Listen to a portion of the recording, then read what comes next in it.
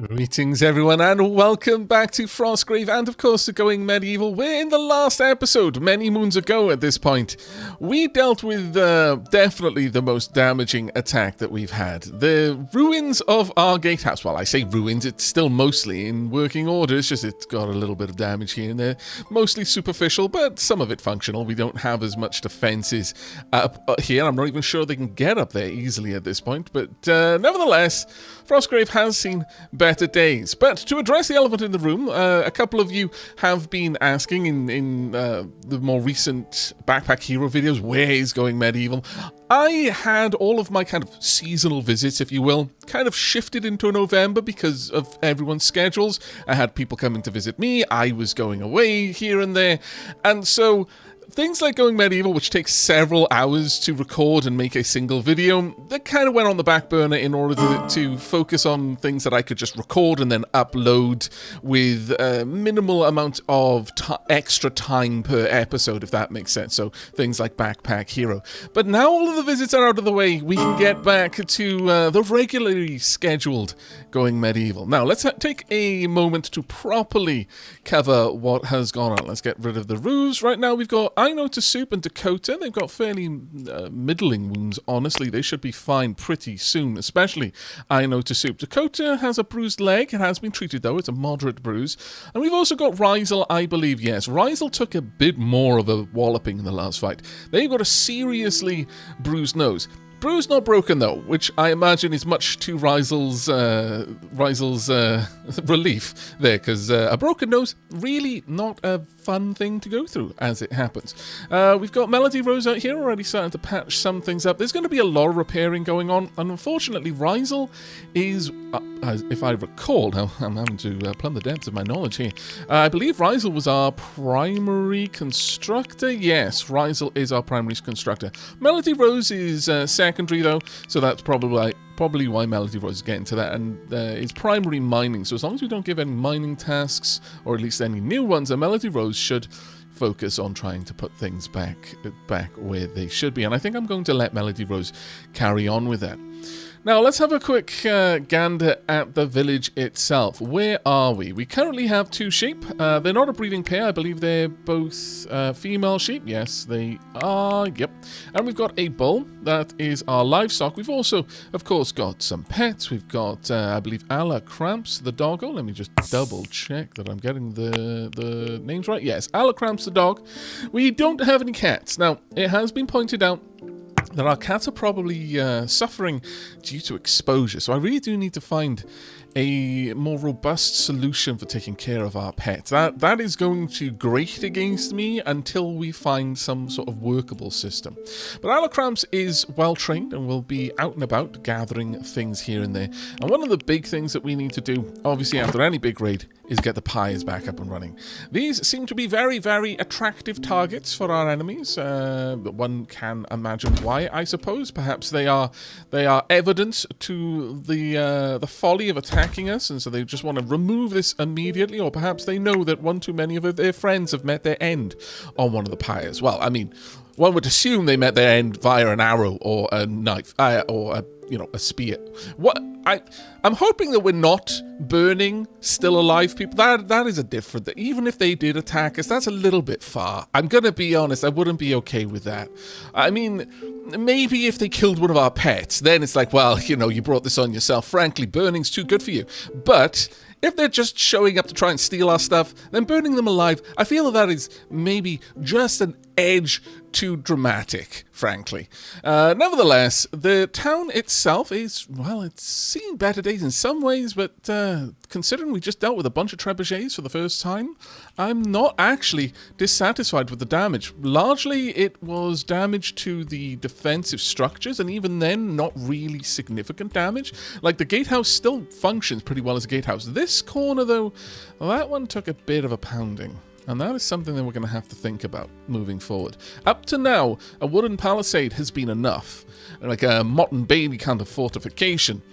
But we are perhaps getting to the point where we need significantly stronger, more durable defenses. These have 200 hit points, but a brick wall has 800 hit points. That is definitely something we're going to have to think about. But that is a thought for a little bit further on. Now, once we've got the pies up and running, and in fact I'm going to just speed things along a little bit. Once we've got the pies up and running, I am thinking very much that we are going to want to look at getting a new gatehouse on the go. Not simply because I want to replace the wood because of its durability, but because I feel that we need a grander entrance to the settlement to match this very grand bridge that we have here. That's going to take a bit more planning and a lot more time to get sorted, though, so we'll see how that all goes. And of course, we also want to start expanding out our farming, because right now it's a very paltry amount of farming that we do. I wouldn't mind moving something over here, even if that farming was really only stuff to keep our animals happy. Perhaps we could plant some crops in here and allow the animals to graze. I'm not entirely sure on that one, but it is something that we could look into. Maybe have a further field out here, something that at the very least we'd be able to use as fodder. Now, what are we actually gathering from the sheep right now? Oh, that was an animal taming event. Okay, fair enough. I think they are producing milk, though. Let's have a quick look. Can't be targeted by predators. Wool cloth there. Are they milkable, or is it purely the wool that we're going to be getting? I mean, yeah, you've got milk. Interesting.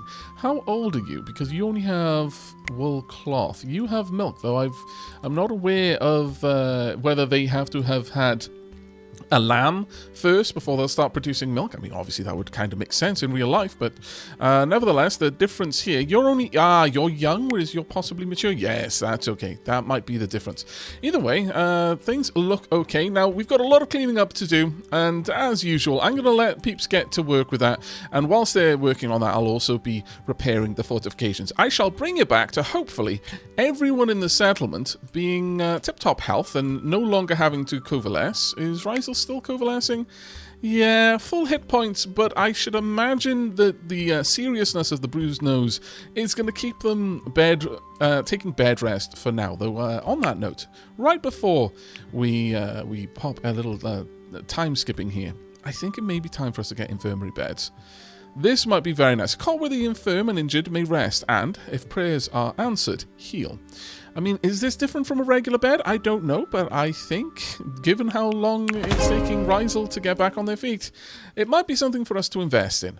I will have a look around and see about the possibilities of throwing up a little infirmary, maybe down over here where there's plenty of room, or perhaps even moving the merchant and maybe having a little infirmary over here. But for now, we just need to get everything cleaned in, everyone, all the corpses burnt, all of the scavenge, all of the salvage from the battle brought in and either smelted down, broken down, or repurposed into something that we're going to use. I shall bring you back when there is more to report.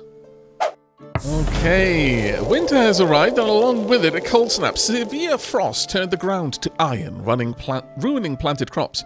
Trees split, birds froze to death, and rivers became solid ice.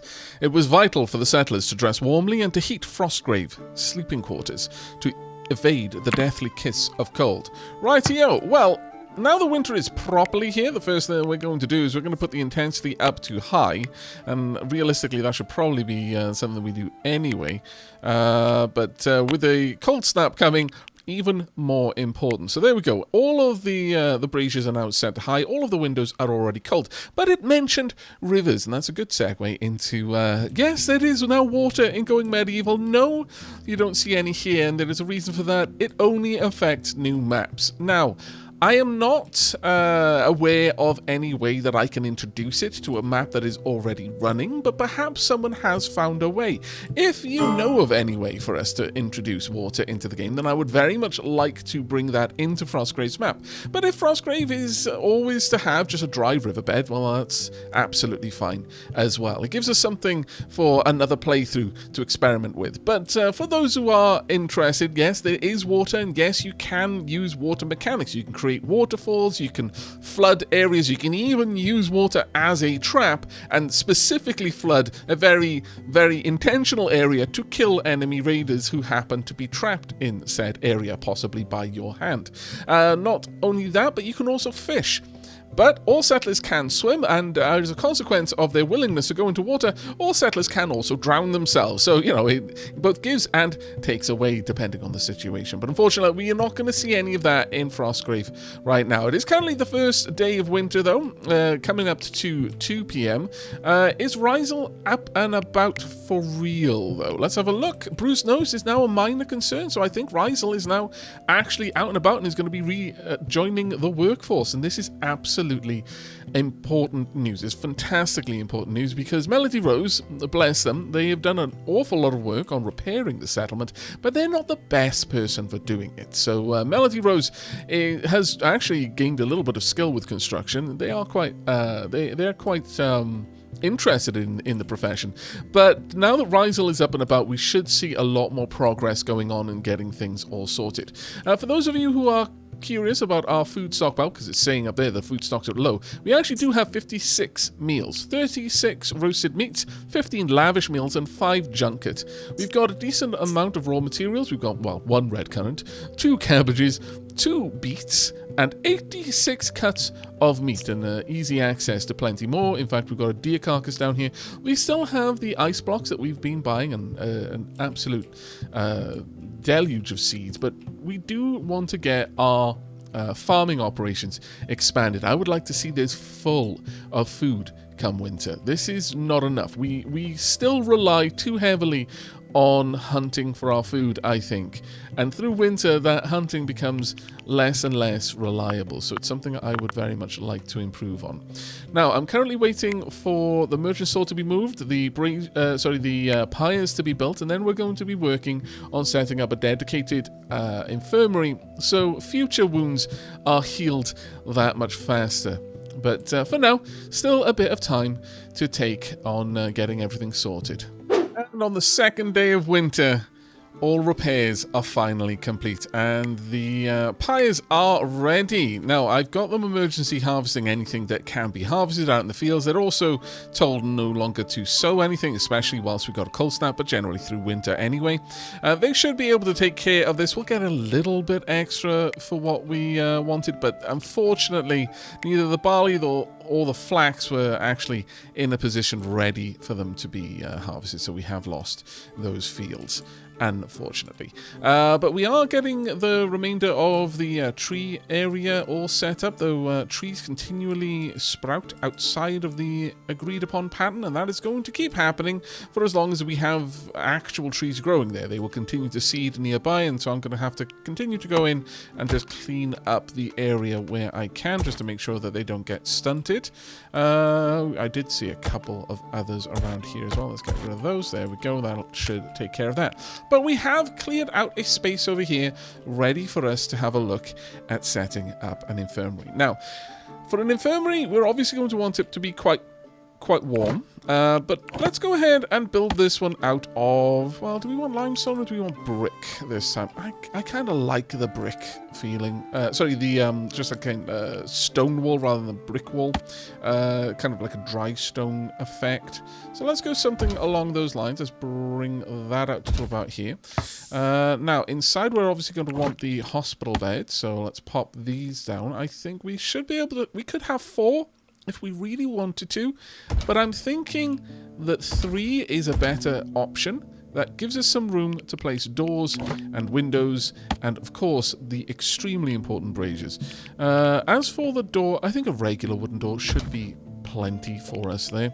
And as for the windows, let's go with, well, do we want limestone block windows or stone windows?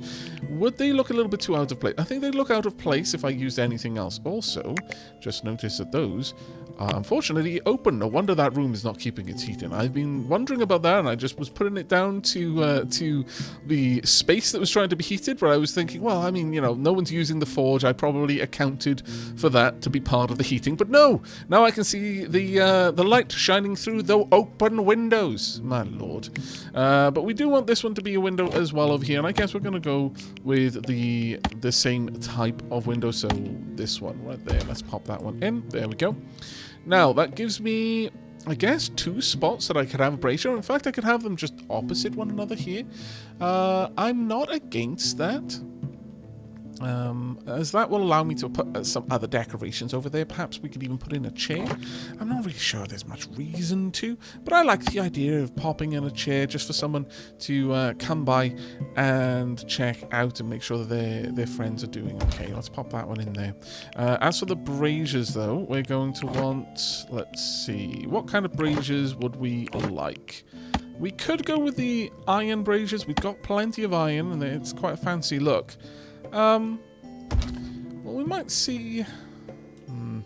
See, this room over here is not really keeping the heat. Outside, it's currently -1. Inside, it's only 5.5. That's scarcely high enough, especially for someone who is recovering from an illness or a wound. So let's go ahead and pop that down. That should do nicely. We're also going to want some nice floors. Let's have a look at what we've got. We could go for limestone floors. Now, I realize that's going to be a cold flooring type, but I quite like the idea of it. The brick floor, we could totally do that, though. Sure, let's go for the brick floors, just for that added insulation. There we go. Now, I'm going to wait for that to all be built, and then we're going to replace the external wall with stone walls as well. And slowly, little by little, we're going to be replacing the external as much as we can. We could clad it right now and just put in an extra layer of wall, and that isn't a terrible idea since it does add to the defense of the colony. And having the external walls be double thick means it's going to take twice as long for any trebuchets to break through. That being said, because of the kind of impact radius, if they do manage to hit the same spot several times, they'll break through both layers probably at the same time. It's just if shots are missing a little bit here and there, that might help out. But I think this should come together quite nicely for us. Now, obviously, we're not going to light the braziers just yet, so you know what? Let me go ahead and take those off the build queue, just so that they aren't tempted to try and use them. And once all of this is set up, then we will start replacing this, because at that point I can at least defend the doorway, if nothing else. Rizel is out and about, by the way, and is getting quite a lot of good work done. We have a look there, management. Everyone is wearing winter clothes that I can see, which I'm very, very happy to see, but some of these winter clothes are about ready to fall off them. Wow, that one had a lot of hit points. It's fine. That one's superior, though. It only has 66. That's deer hide, and this is... Well, they're both made of deer hide. I'm not... Oh, that's summer clothes. That's why. Okay, I take it back. Not everyone is in winter clothes yet. The fact that at least one person... two people are in summer clothes. Why have the summer clothes got so many more hit points? What? I would have assumed that winter clothes were made of significantly heavier material and thus less susceptible to just becoming threadbare, but apparently I'm wrong. Nevertheless, clearly we need more work on getting clothes together. Now, we've been making a decent amount of it out of deer hides. Are there more deer around for me to hunt? Let's have a look. Animals wise, there are some deer. I'm hunting a fairly young one there, but I'm afraid that the needs of my colonists... Okay, I'm going to swap this around. The needs of my colonists are higher, so I'm going to go for this deer as well. Well, actually, no. Let's leave the breeding pair out in the wild for now. We could go for the wolves, but that is just asking for trouble, and likewise with the boar. So let's just leave it at this. Tubman should be able to take care of that. I've currently asked Tubman to stop trying to train all of our cattle, at least I thought I had, as we don't actually want them trained.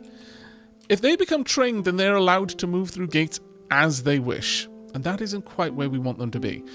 Through the nights, they are managing to stay indoors pretty well. And in fact, when the outside becomes especially cold during the cold snap, they were staying indoors pretty much day and night, which I'm very, very pleased about. Wow. I'm very amused by all of this. However, this wolf's carcass is now ours, so I would like that brought in and chopped up ASAP.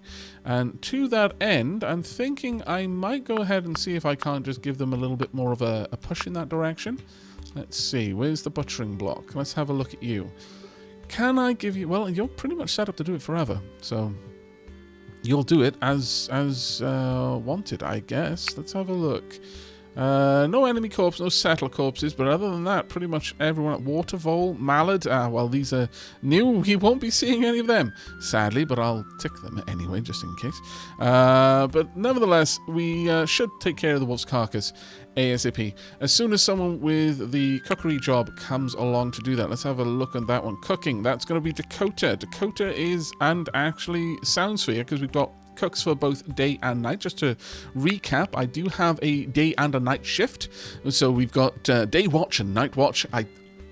Look, I enjoy the book series, okay? We're always going to have day watch and night watch and twilight watch and dawn watch. It's just going to be a thing that happens. Nevertheless, we do try to split the sleep schedule up, so there's always something going on in the colony. There's no periods of complete downtime, but one of the big important things to do there is to make sure that you actually have a day cook and a night cook. And the benefit of that is that, generally speaking, right now we've got a fairly small population, but generally speaking, you're going to have less people on day watch. I know it's confusing that I name the ones that are going to be up at night day watch, but it makes sense within the context of the naming, I assure you. Nevertheless, the ones who are up at night, there'll be less of them, generally speaking, just because it tends to be cold at night and people struggle with the cold. So if you have less people up at night, you need less warm clothes to help those people just do jobs around the town. Especially, you don't want your people who are going to be wandering far away from the kind of the keep and the warmer areas of your settlement doing those jobs. So that the hunters should probably tend towards the being up in the day, if you can swing it that way. But the nice thing about having chefs at night is they will prepare the meals that will then be used by the people who wake up in the day. And this means there's going to be less stress then on the cooks in the day. And so generally speaking, you're going to be able to get people doing their secondary and tertiary jobs, which is always very, very nice to see. Nevertheless, we've still got lots of work still to do. I'm very glad to have all of this set up. And looks like Rysel is throwing the infirmary up at a record pace. Well done, Rysel. Let's turn that around so we have a nice rounded wall there. I quite like it. Now, as soon as Rysel is done with this, I will go ahead and replace the back wall and then throw down a roof, and hopefully when I bring you back, we're going to have a finished infirmary. A merchant is in town, and we have had I Know to Soup use their silver tongue to bargain for a reasonably good deal. As far as I'm concerned, we're giving them a bunch of seeds and saplings and a couple of our clothing, mostly summer clothing, though a couple of winter clothing that we're not really intending to use. As you can see, the hit points are fairly low there, and we are getting in exchange 2 healing kits, which I think may be very, very much worth it for us. I'm going to let them have a bit of a bartering benefit here, a bit of a profit there, just to hopefully improve our relation. There we are. Seal the deal. Thank you ever so much. Right, Alfred can just hang about, I guess, until it's time to leave.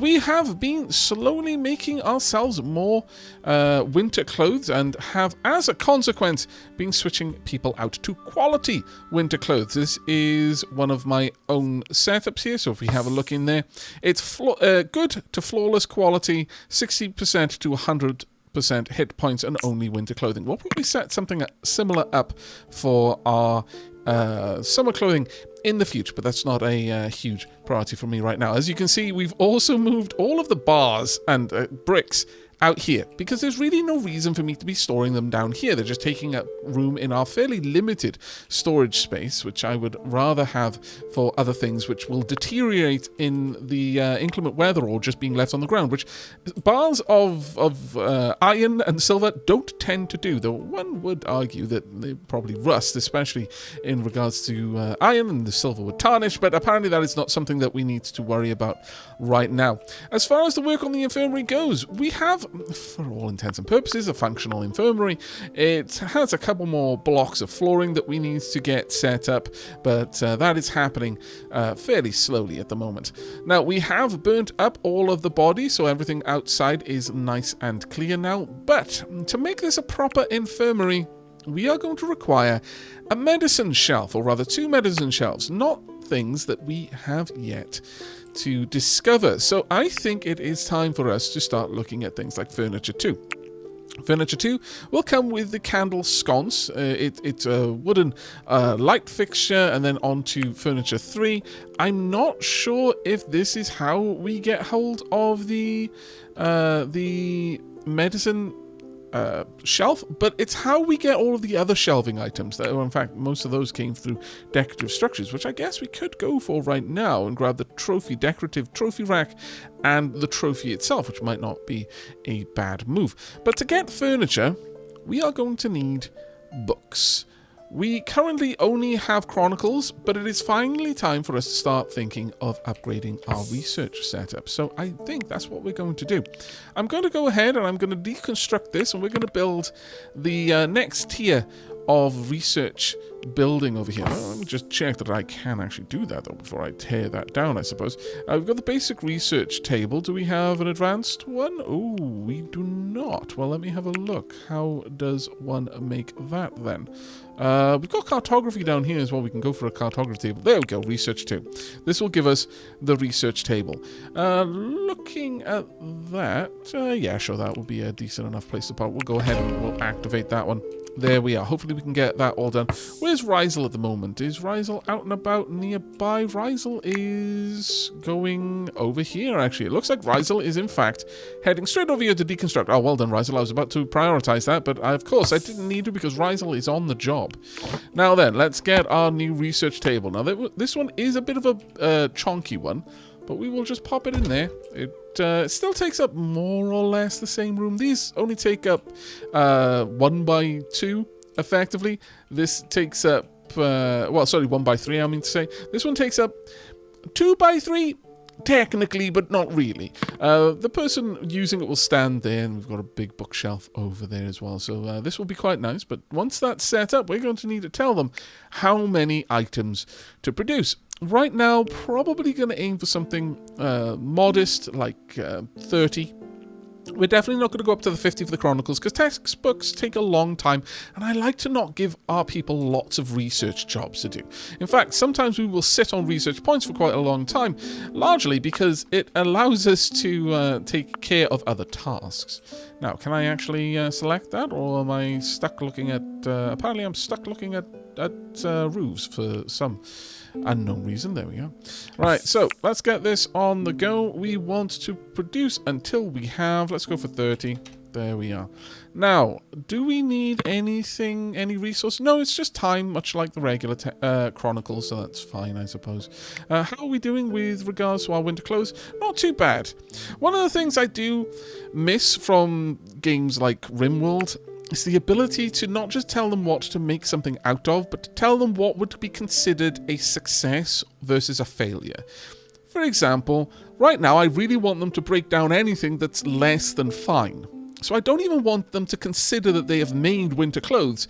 Sorry, not fine, rather, but good. I don't want them to consider them having made winter clothes if they're flimsy. I want that to be considered a failure, and so for it to not count in the amount that we're trying to keep hold of. Now, you can do that by having the dismantle job first, but during a raid, that means there's going to be an awful lot of jobs that they're just tearing stuff apart for. And that can get in the way, especially if you're desperate for winter clothes, as we were. I guess I will push this back up there for now, though. But generally speaking, I like the idea that once we're out of the position where we need to worry about winter clothes, then we can just leave these here. But right now, I do have to juggle it. I have to micromanage it a little bit, because otherwise they don't get the jobs that are desperately needed done in the time that we desperately need them to be done. Right, so there we go. We're continuing work on smelting. In fact, I'm going to have to expand this out. My lord, I wasn't expecting that, if I'm honest. But all right, let's expand it all the way out there. That's an awful lot of bars and blocks and other such gubbins for us to play with. Now, it is the 5th day of winter. We're very far away from the point where we're going to start wanting to sow anything, but for the time being, things are going well. Obviously, we've got plenty of trees that we haven't yet planted, which is a shame, because the trees here, they would have been able to grow through the winter, or at least they wouldn't have lost their needles, not really leaves. Rizel there getting a little bit more milk. I have been seeing them shearing the sheep, which is particularly nice. But now that that is done, I think that the next task for us, whilst this does have a little bit more work to go on, I think it may be time for us to start focusing on a few other things. Now, the first job I would really like is to get some bigger fields over here. So let's start setting out the area that we're going to be building these in. So first, let's go ahead and just run that all the way across. I'm then going to want to change this into a T-junction. There we go. And then we're going to remove one of them. Let's do... Do I want the perimeter or just down the middle? How many have we got? 1, 2, 3, 4. 1, 2, 3. Ooh, okay, fair enough. That's worked out very nicely for us, even though I didn't put any actual effort into making sure of it. There we go. We can have the wicket gate there. Okay, this gives us 2 fields currently, but of course we want more than 2. So let's go ahead and grab... I mean, I could have limestone floor. Is there any reason not to? A nice limestone floor to go all the way through it. A little cobble path through the farmlands. I kind of like it. I really do. And then we could split them in half like this. That actually works out phenomenally well. Once again, without any degree of planning, that is perfect. Okay, we can have 2 massive fields of something. Now, we're not going to need red currants. Red currants are easy enough. We could also rotate the fields, I guess, because we've got quite a lot of things to plant. We've got beet, herbs, cabbage, carrot, and barley. I would say cabbage, beets, and carrots are definites, but then we've got these 2, barley and flax, and then we've also got herbs. I guess we could split one of them between the barley and flax, or alternatively, I could repurpose this. We could have barley, flax, herbs maybe, and then flax, and then just have barley, carrots, cabbages, and beets all grown over here in much larger supply. That might actually work really, really well. This turns this away from being a seed, well, kind of a nursery in a sense, but will we need it if we're growing everything but just in larger number? I'm not sure we will. So okay, I think this is a cool idea. Let's go ahead then and also throw down some limestone flooring through here. There we go. In fact, I may as well just take it underneath the gates as well. There's no particular reason not to. There we are. That'll do quite nicely, I think. Now I could use other things like over here we just have the wicker grated floor to mark the areas where I don't want plants to grow. But when it's actually the path, I think using a pathing material such as like cobbles and bricks makes a lot of sense, and it's going to give us a really, really nice looking setup. Oh, Tubman is just turned 28. Well, happy birthday, Tubman. I'm afraid we didn't get you anything though. My bad, I know. We'll bake a cake later, much later, once we've actually got the means to bake cakes. Now, as for these areas, let's go ahead and set up some farm. We wanted cabbages, sure, we'll pop you in there. We wanted carrots over here, there we go. Wanted beets down here. And then finally, we wanted barley over there. Now, is there anything else that we would want to plant? I don't really think so. However, we need to make sure that these don't sow. And I'm going to want them to seed. So let's just double check. That'll give me 3 beets, 10 seeds, whereas maybe going for flowering is the better one. We could go with just ripe right now. Maybe I should still have a seeding area, because this would allow me to get the most bang for buck out of what we're doing. Over here, going for ripe will give us 14 carrots. Whereas we could drop it down dramatically and just increase the amount of seeds that we have. Probably was. For now, I will allow it to continue to expand. We'll just use flowering there. As for here, you just get barley and hay. That's just the way that one goes. Over here, once again, we'll go with 5 cabbages and 2 seeds. Sure, but don't sow it for now. But yeah, we'll set up a little seeding area, maybe a little area around here, just for a few of the crops, and that should be okay. So we're not going to get rid of this just yet. I'm not sure how many seeds we have, though I suspect we've got enough to fully plant these fields.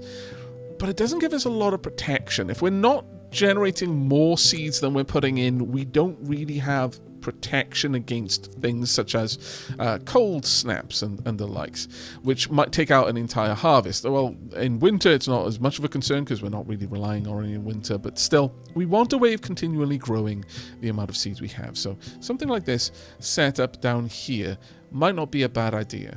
Let's have a think. Let me see what I can do. And with the beet field, there we go. Alright, so what I've decided on, since barley, flax, and herbs, and indeed red currants, don't really grow in the same way. Let me find the barley field. You've just got barley, and you get 8 barley, and then you replant the barley. It's much like potatoes, you replant the potato. Flax, you get, if we have a look at that, it's again, you just get cloth, but you also get a multiple flax seed, so that's not a concern. And herbs, much the same way, you get the herbs and then 2 herb seeds no matter what. Red currants, you literally plant the currants, so you just wait until they ripe and you replant some of them, though realistically you never have to, because once you've got a red currant bush, it will just continue to produce red currants. So, the beets, the cabbages, and the carrots are the only real ones that we need to worry about. So I've just set up a little seedling garden over here in much the same way. We're going to create some paths around them, something like this. There we go. And I think maybe just to break it up a little bit, let's have some wicker grated floors going through there as well. There we are. It'll stand out quite nicely. And then we can have another little field going around this if we so choose. This will also protect any potential seedlings from trees from getting in the way.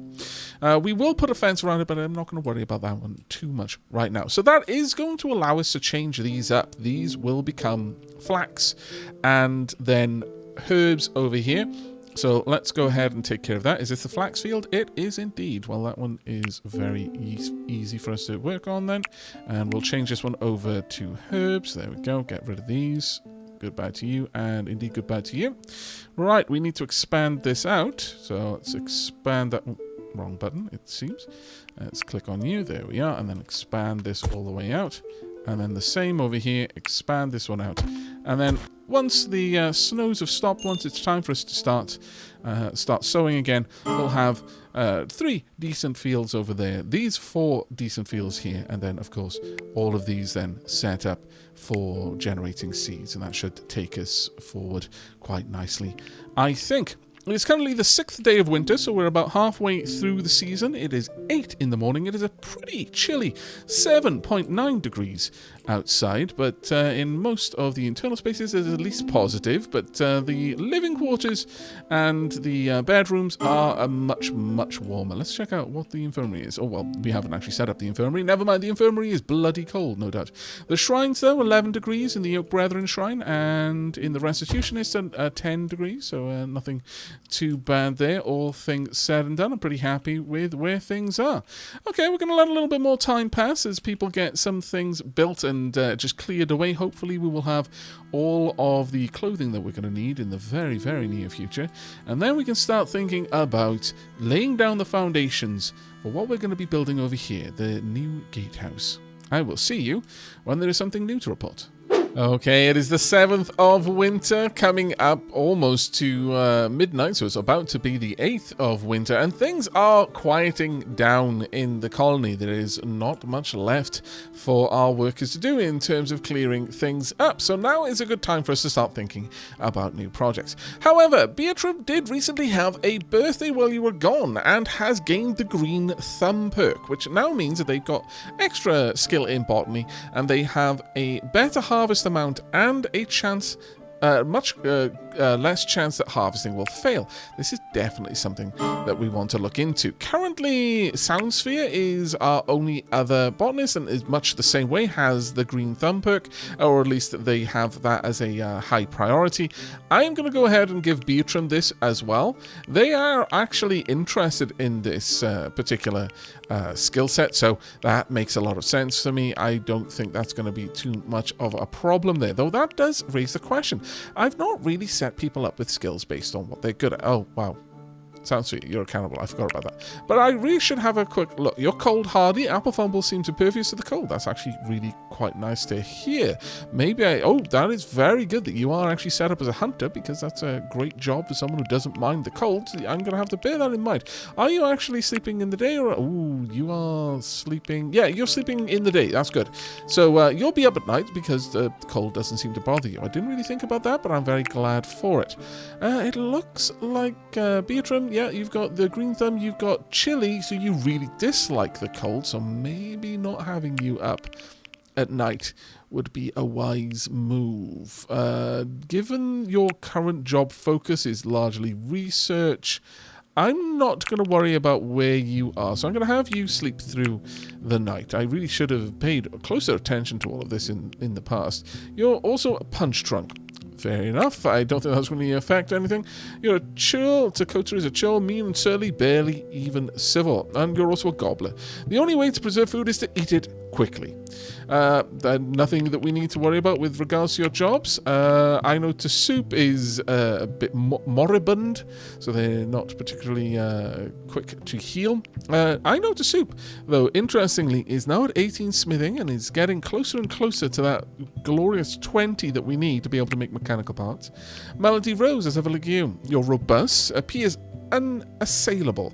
You're also benevolent, a ray of hope in an otherwise bleak existence. And gourmand.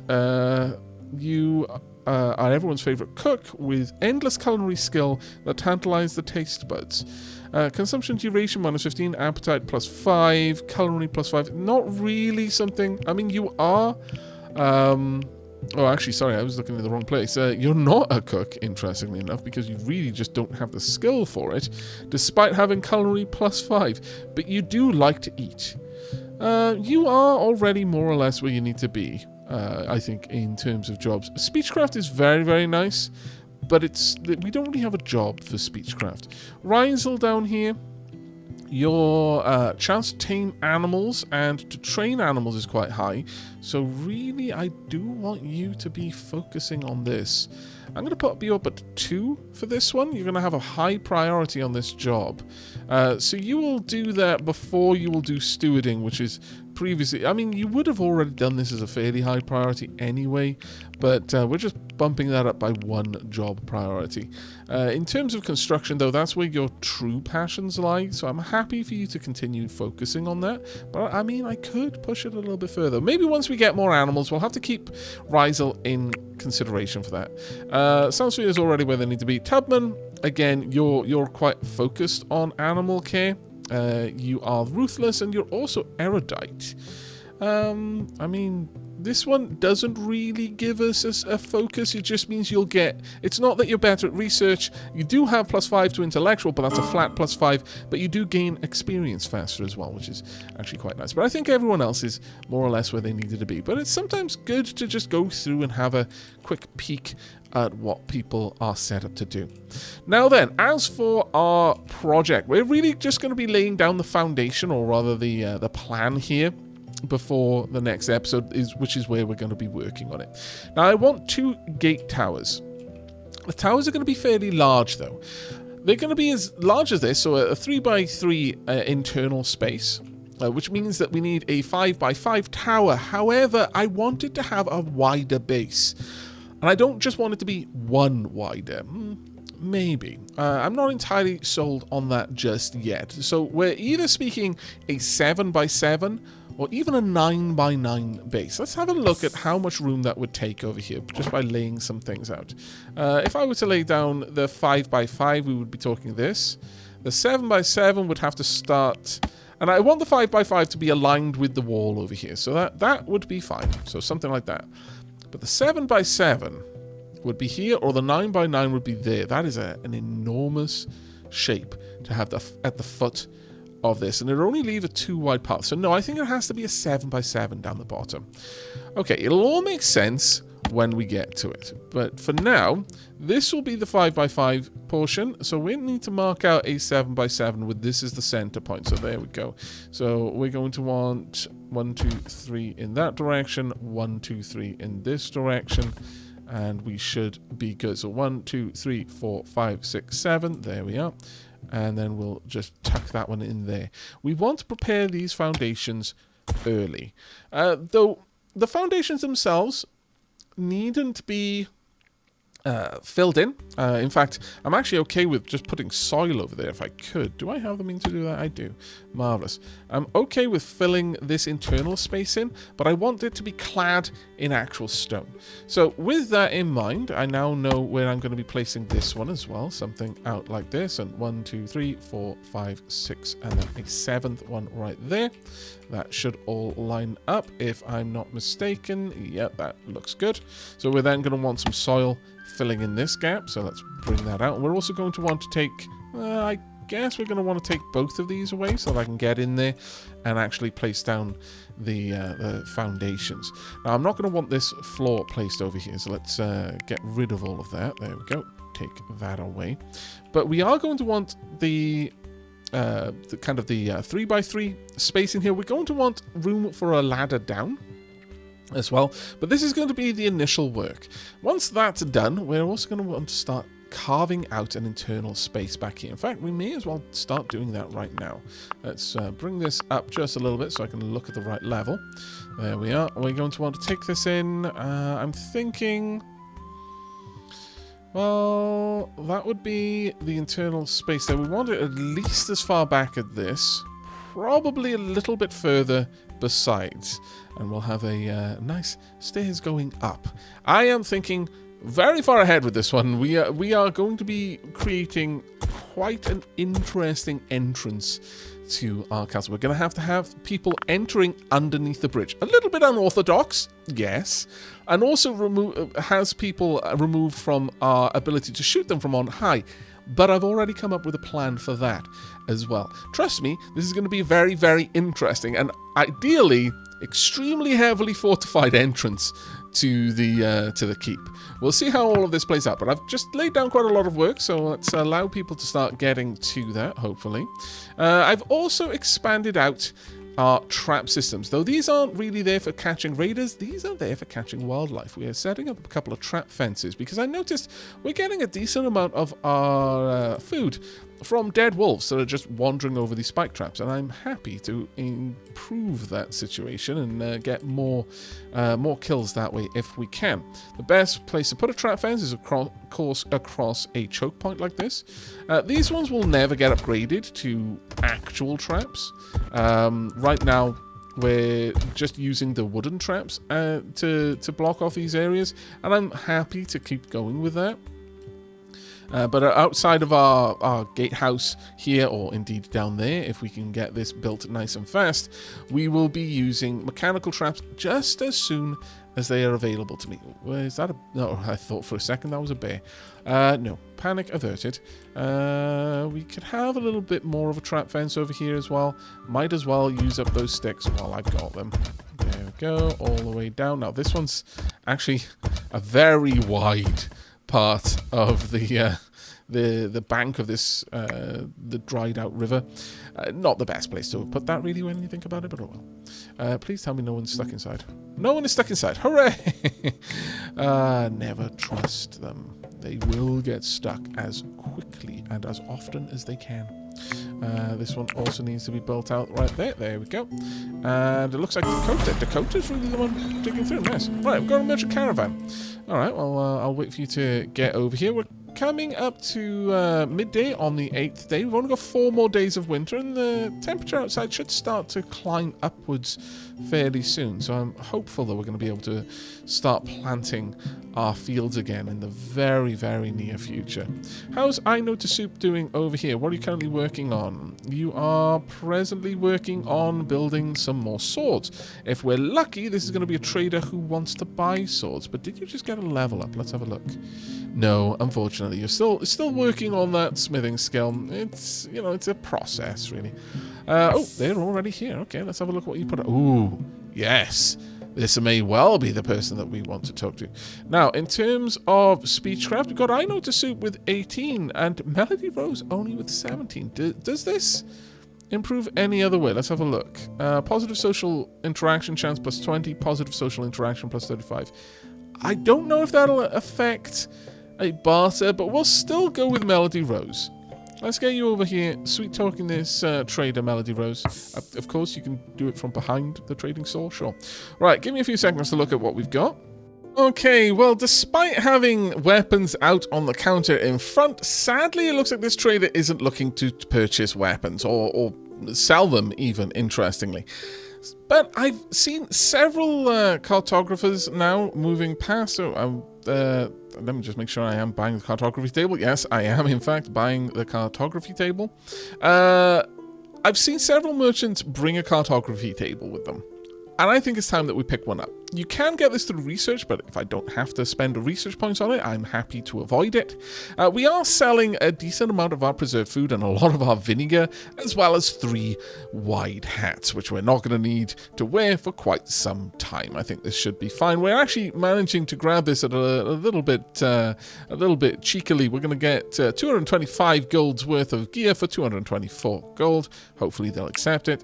There we go. Let's seal the deal. Accept. There we are. Marvelous. Now, with that, we do now have a cartography table.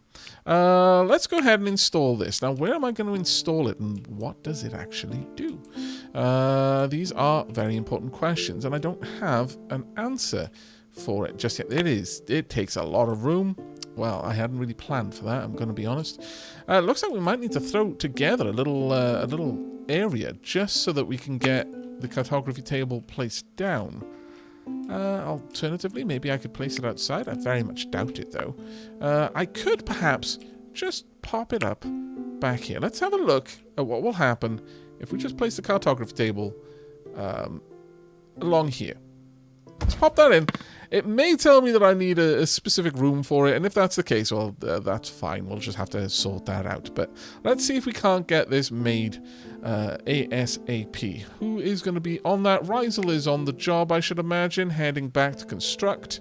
Let's have a look at what you're going to be constructing. Oh, actually, you're focusing on constructing the walls. Well, I mean, I did give quite a lot of jobs to that tune. But let's see if you'll take care of this in a moment. It looks like the box has already been moved.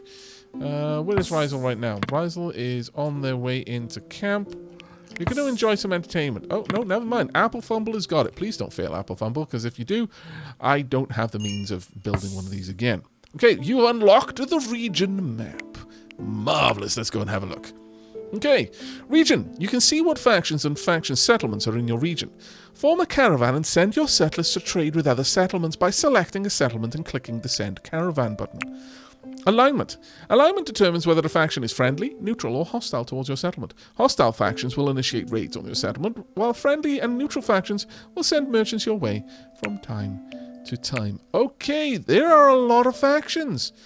Oh my lord, and we've got a faction influence of 26. Region influence. As your settlement grows, so does your influence in the region. To gain influence, you must enrich your wealth by amassing resources and constructing buildings. Victory in battle and repelling enemy raids increases your influence even faster. Reaching 100% influence means your settlement is the most influential in the region. Well, that definitely tells us what we want to do. We've got a Scrabster, the Looter Bandits over here. We've got Holbeck, the Mountain Bandits. We've got Rotherham, the Looter Bandits. Is there any particular note about the Looter Bandits? Looters are permanently hostile towards your settlement. They will neither barter nor accept gifts from Frostgrave. That's a shame. What about you? Yeah, exactly the same. What about these? Pontefract, the Church of the Third Coming, Church of Restitution. They're neutral. We've got some more bandits over in that direction. We've got Colchetheth. The Heresy of the Rose is hostile towards your settlement. They cannot barter with them. However, they will accept gifts that will influence their alignment towards your settlement. Over here, we've got Sorvi, the Faithful Sons of England. Alignment is minus 19 there, whereas over here we have minus 90 with the Heresy of the Rose. Okay, fair enough. The Church of the Third Coming, they're pure neutral. We've also got Tooting. Settlement name is Tooting. They're the Philosophers of the Natural Order. Currently 18% is their alignment with us. The Forest Bandits, permanently hostile. We've got 3 groups of Forest Bandits, 3 groups of Mountain Bandits, and 3 groups of Looter Bandits. What about you? The Progeny of the Plague. Okay. Penforth, and Dorking. Okay, well, there's not 3 of them, which is interesting. Finally, we've got Anglesey over here, the Circle of Avalon. They're 2%. All right, well, it looks like we're going to possibly get into sending out caravans. I'm not going to do that right now, certainly not at the end of an episode, but that is definitely something that we can look into in the future. It looks like Dakota and Apple Famble taking care of our trees there. That is going to be an interesting mechanic, especially because it's obviously going to take out one of our people for potentially quite some time as they travel out there, and they won't be available for work or indeed for defense. So we're going to have to think very, very carefully about that. I don't know how long it's going to take to travel around. In fact, we can actually have a look at that. Travel speed is 85%. Okay, does it give us any kind of idea of how far? No. We'll have a look into the caravan mechanics later, but we're going to need a proper room for this, and I'm thinking kind of like maybe setting something up over here. Maybe the idea would be that this would be where the caravans the plans to caravan are formulated. So we'll want to kind of dress it up to that effect. I quite like the idea, and maybe having it near to a ranch wouldn't be a bad idea, especially if we set up a ranch specifically for our kind of hauling livestock. We'll have to have a think about that one. But little by little, we're getting work done over here on the expansion. And I notice a mistake that I may have made. We kind of want to strip this down. Can I still do that from beneath? Well, we haven't got a floor up there, so if I did that right now, no one would be able to get over to that side. So perhaps I shouldn't. But there is definitely something that we're going to want to work on in the coming episodes. But that is going to be it for this one. I really do hope you have enjoyed and are looking forward to the return of Going Medieval to the channel after a bit of a hiatus. But that is going to be it from me and from all of our people here in Frostgrave. But until next time, and as always, do take care.